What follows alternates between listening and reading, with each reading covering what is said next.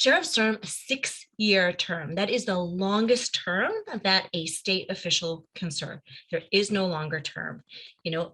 Senators serve 4-year terms. Representatives serve 2-year terms. And yet sheriffs are there for 6 years with no term limits. So we see sheriffs run over and over and over again and stay on for decades.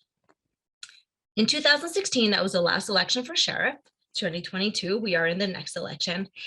Not a single incumbent lost his seat. And I say his because they were all men. 6 of them ran unopposed, 4 retired, and 4 had challengers. In Essex County, the previous sheriff retired, and that is how Sheriff Coppinger came to win here. Only 4 out of 14 sheriffs had a challenger, and they all won by very large margins. And so one quick thing to understand what sheriffs do not do is that they're not out in the community. And this is why voters and community members don't see them. They're not out arresting people. They're not out patrolling the streets. They're mostly concentrated inside jails and houses of correction. And so we don't see them. And that is a reason why, voters aren't going out and voting for sheriffs. And just very few voters can really make a difference in these campaigns. So in 2016, 670 people went to the polls in Massachusetts, but left the sheriff's space blank.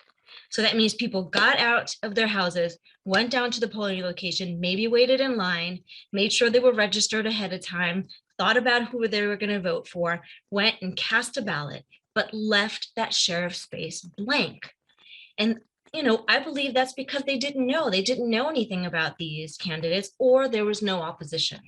670,000 ballots that did not make a decision about a sheriff. And this is in Essex County, just to show you. The primary, so Sheriff Coppinger is a Democrat, and he ran, there was a primary, which means that there were other Democrats running against him. So this is what the vote count looked like in Essex County. You'll see that Sheriff Kevin Coppinger, candidate Coppinger at the time, got 10,394 votes. And that the difference between Coppinger and O'Reilly was 1,677 votes, right? And so that's not a lot of votes. That's not a lot of people who made the difference. But here's the kicker. There were 2,023 blanks in that primary election. So there were more blanks than the difference between the top 2 candidates, right? So what if all those people had been educated as to who these candidates were? Could this race have been different? Maybe, maybe not.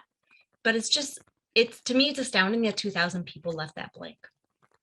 And then in the general election, there were 58,000 votes, 58,000 differences between the top 2 candidates. So like a really, really wide margin. 45,000 blanks. So it's smaller than the margin, but still think about 45,000 people going to the polls and not voting for a sheriff. Those are votes that are kind of wasted, right?